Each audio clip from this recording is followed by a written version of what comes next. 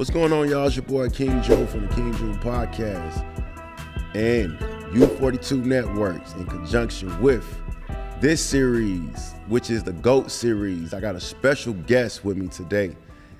I'm quite sure all of y'all out there is familiar with this face. He's all over. You know, he's doing lectures all over. He's doing motivational videos on social media. You've seen him with all the celebrities or whatnot. You may know him for the crown that he wears on his head. You know what I'm saying? I'm gonna just let him introduce himself. I got Nino Brown. Let me tell you something right now. You know how I get down, baby. I'm in the building. I'm with the GOAT.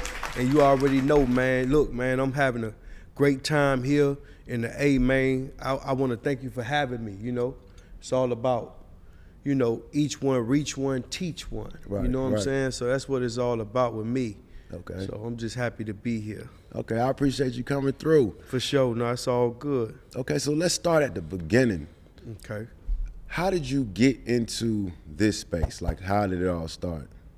So in the beginning, I was doing music, and you know, I was trying to with the music thing, right? But see, sometimes you will have a plan, and then God got a plan. So God will let you do your plan till you get tired. Right. And music, I was good at it, but people wasn't messing with it the way I want them to mess with it. Okay. But then I started seeing, you know, when I had spurts of success in the music. I had records with Gucci Mane, records with Lil Wayne, and so on and so forth. You know, Yo Gotti, French Montana. But then what happened was I started seeing a lot of fake fugazi stuff in the music game. And I realized, man, it's a lot of artists think that you got to do this and go through this to get there, but really it's manipulation. Right. You know what I'm saying? And control. So I started realizing that I need to motivate these guys and teach them, hey, man, this ain't the way you need to do this. Do this your way. And if it ain't right, don't sell your soul. Right, right. You get what I'm saying? Yeah. Okay. So it's like you said you started off with music. Right. You know, okay, before we get into that, where you from originally? I'm from Miami, Florida. Okay. Yeah, I'm from Miami, Florida. Okay. So when you was in music, what time period was that in? Like what? This would what be era? like 2004 or 5 up into 2000 and like, I still do music here and there. Okay. But it's been a long time, and I had fun. Music is a passion, but I turned it more into a hobby because motivation took me around the world. You know what I'm saying? Okay. Okay. So like, how did you make that transition from doing the music to like the, you know, to what you do now? Like, what happened was I was going through a tough phase in my life where I ran through $100,000. I ain't never had it before, and I ran through it like in some months. Like I went and bought, you know, put down on this car and this. I thought I was like a couple $1 million because Right, I right. ain't had, you know, I'm from the street. Right. So I ran through all the money, had to move back with my mom. And I remember, you know, going to the studio, my energy down. But then I remember just people would come talk to me and be like, man, you got a good conversation, man. You so inspirational. Right. And they said, you know, you should start posting quotes that you say, because you say a lot of quotes out your mouth. Right. And an engineer, a studio engineer by the name of Cyclone, he the one who told me that, and I just started posting quotes. Then it'll get 10 likes, and then from Right, 10 likes to 100 likes. And 100 likes to thousands and now millions, and I'm over 1 billion viewed. You know what I'm saying? man. So, Man, I'm trying to get like you. Man. Facts. I mean, I can honestly say that, you know, what made me invite you to the show was because personally, I used, like throughout the years, your motivation, you know what I'm saying, actually applied it to my life, you know what I'm saying, in a lot of aspects, and I respect that, you know what I'm saying, because there's not too many guys out there that will give it to the public raw and uncut like you would do. You know what I'm saying? I feel like you don't have no filter, but at the end of the day, it comes from a good place. You feel me? yeah.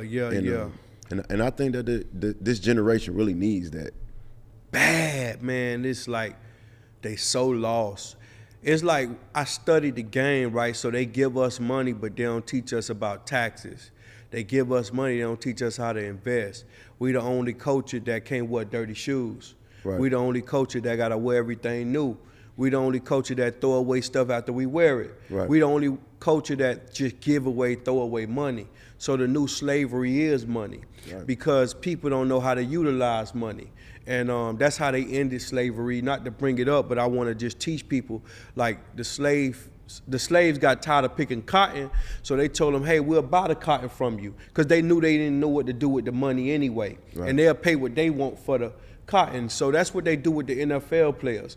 Like they pay them what they want to pay them. They pay the rappers what they want to pay them, and they gotta accept it because they feel like they ain't supposed to be any free anyway or doing that anyway. They don't supposed to have that access and asset that they have. They feel like they supposed to still be, 9 to 5 and all that, right. Which ain't nothing wrong with that. But the truth is, the youth need to learn that saving money, focusing, building relationships, not crucifying relationships, networking, determine net worthing. You know what I'm saying? Right. We don't have that out here. We got to teach each other. You know what I'm saying? Like I said, each one, reach one, teach one. Okay.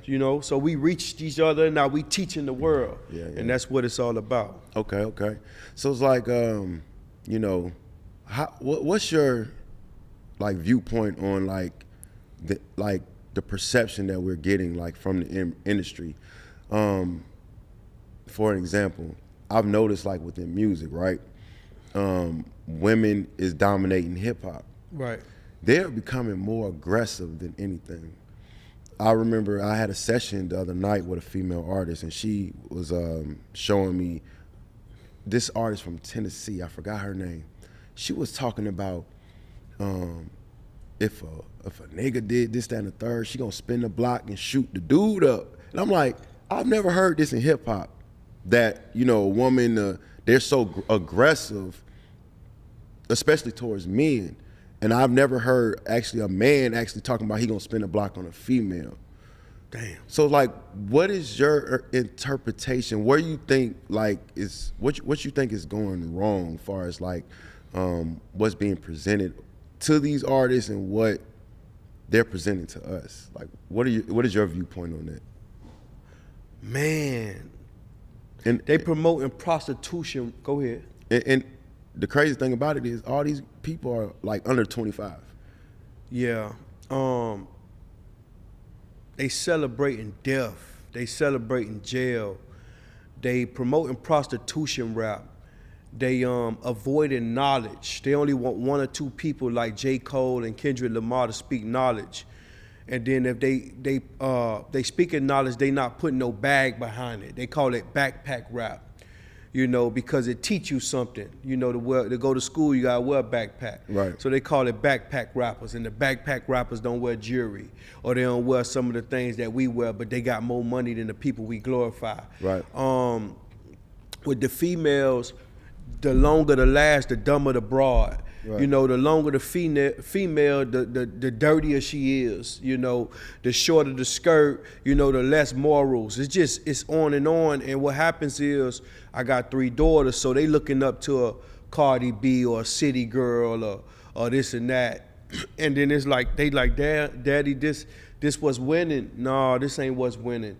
The enemy always want to put that in your face. What I think is, these young dudes, man, they don't understand that they tricking themselves off the streets. You understand me? These women, they'll never get married. It's gonna be more baby showers than it is weddings. Right. It's gonna be more funerals than birthday parties. Right. They ain't even gonna reach 30 years old. They don't know it's a privilege. They call it old head, but they don't know that a gray hair is the jury to an old man, not jury around your neck. Right. So they don't know nothing about that. So I think my mission is to teach the youth and guide the youth. I always get people telling me, hey man, you like a modern day Martin Luther King. And I appreciate that, but I'm a modern day Nino Brown. Right. Martin Luther King did what he gotta do. He walked so I could run. So I'm running so the next person could fly. So that's what it's all about. You know what I'm saying? Opening eyes and opening ears, because they got it wide shut with the money. They blinding you with the money. Facts. And I think that's what's crazy, because I think they put money before morals now. Yeah. You know what I'm saying? A lot of people are willing to sell themselves out just so that they can either appear to have status or just to get trinkets. You know what I'm saying? And that's crazy. And I'm anybody who know me like to know like I favor like the 70s period because I feel like that's when we was the strongest. Yeah. Like far as unity and stuff like that before they dismantled it. Yeah. And it's like between that time period and now, it just seemed like we took thousands of steps back. You know what I'm saying? Like we doing a disservice to all the people who put their life on the line for us to be